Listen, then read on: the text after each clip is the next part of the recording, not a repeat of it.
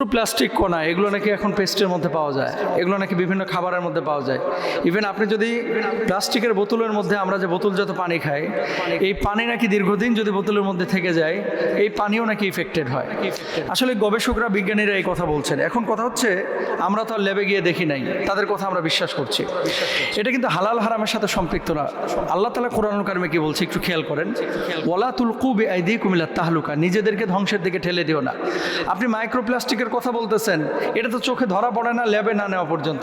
আমের মধ্যে যে একবার আস্থা ফরমালিন দিয়ে রাখতেছে, সকালবেলায় হোটেলে রুটি বানাচ্ছে, রুটির মধ্যে মনে করেন হাইড্রোজেন বিভিন্ন ধরনের জিনিস দিয়ে রাখতেছে। তারপরে বাচ্চাদের যে আপনারা জুস বলে খাওয়াচ্ছেন, এই জুসে না কুমড়া আছে, না আম আছে, না পেঁপে আছে, কোনো উপাদানই নাই, তারপরে খাওয়াচ্ছেন। তো যেগুলো চোখে ধরা পড়তেছে না, সরাসরি দেখা যাচ্ছে না, এই মাইক্রোপ্লাস্টিক নিয়ে দেশের মানুষ খুব উদ্গ্রীব, কিন্তু সরাসরি দেখা যাচ্ছে যে এখানে ভেজাল আছে, এগুলো নিয়ে কিন্তু বেখিয়াল। সারাদিন স্মোক করতেছে, জর্দা দিয়ে পান খাইতেছে, খেয়াল করেন, সারাদিন সিগারেট খাচ্ছে, জর্দা দিয়ে পান খাইতেছে প্রায় 40-45টা। তারপরে মনে করেন সন্ধ্যাবেলায় এই হিসাব করতেছে মাইক্রোপ্লাস্টিকের।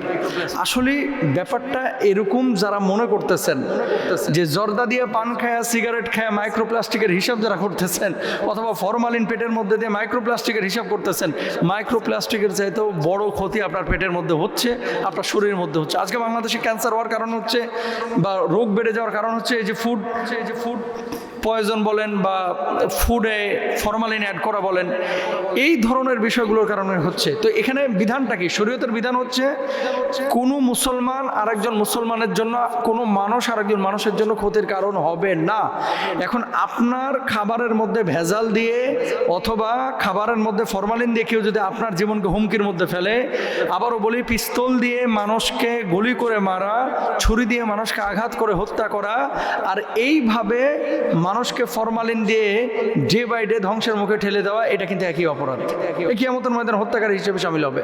এখন মাইক্রোপ্লাস্টিক কেন ছড়াচ্ছে? বিজ্ঞানীরা কি বলতেছে, যে সমুদ্রের নিচে অথবা পুকুরের মধ্যে আপনারা প্লাস্টিক ফেলে দিচ্ছেন, পলিথিন ফেলা দিচ্ছেন, তারপরে অন্যান্য প্লাস্টিক জাতীয় পণ্য দ্রব্য আপনারা ফেলছেন, এগুলো একসময় কিন্তু কি হয়, স্প্রেড করে ছড়ায় পানির সাথে, ওগুলো মাছে খায়।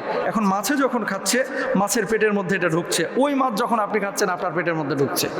এখন তারা কি বলতেছে, যে বাংলাদেশে যে সমস্ত মাছের মধ্যে এগুলো ছড়িয়ে পড়েছে বা পাওয়া যাচ্ছে বেশি, দেশীয় ছোট মাছের ব্যাপারেও তারা বলতেছে যে কি, সে মাছগুলো হচ্ছে বাটা মাছ, মেনি মাছ, গুলশা ট্যাংরা মাছ, পুঁটি মাছ, তারপরে সবচাইতে বেশি নাকি পাওয়া যাচ্ছে কই মাছের মধ্যে। এখন ঢালাওভাবে যদি আপনি সব মাছকে মাইক্রোপ্লাস্টিকের সাথে সম্পৃক্ত করে দেন, ব্যাপারটাও কিন্তু বিশুদ্ধ না, কারণ সব মাছকে আর ল্যাবে নিয়ে পরীক্ষা করা হয়েছে। এই জন্য নিজেদের সচেতনতা এটা বড় জরুরি। এই মাইক্রোপ্লাস্টিকের চাইতে সবচেয়ে বড় সচেতনতা হচ্ছে আমাদের খাবারের মধ্যে ফরমালিন এগুলোকে নিয়ন্ত্রণ করা। প্রত্যেকটা বাচ্চা এফেক্টেড হচ্ছে, দেখবেন কিছু বাচ্চা ব্রয়লার মুরগির মতো ফুলে যাচ্ছে, তারপরে ক্যান্সার এত পরিমাণ বাড়ছে। এগুলো কেন? এগুলো খাবারের কারণে। আল্লাহ তাআলা তো রোগ দেন, আল্লাহ শিফা দান করেন। এখন আল্লাহ তো বিষ খাইতে বলে না আপনারা, আপনি বিষ খাচ্ছেন কেন? ট্রেনের সামনে ঝাঁপ দিয়ে বলতেছে যা আছে কপালে, আল্লাহ রাখলে রাখলো, নাহলে মাইরে ফেলাইলো। এটা তো হয় না, এটা তো হয় না। আপনি জানেন যে এই খাবারটা ভেজাল, তারপর আপনি খাচ্ছেন, জানেন যে এই খাবারটা। আর এত আহাম্মুক আমাদের দেশের ব্যবসায়ীরা, ও যে ফরমালিনটা মিশায়া প্রোডাক্টটা বাজারে ছাড়লো, আরে বেটা তোর পোলাও তো এটা খাইবো, তোর মেয়েও তো স্কুলে গিয়ে এটা খাবে, এটা কেন বুঝি না আমরা? কেন বুঝি না? আল্লাহ তাআলা আমাদেরকে বোঝার তৌফিক দান করুন, এই ধরনের পাপ থেকে হেফাজত করুন।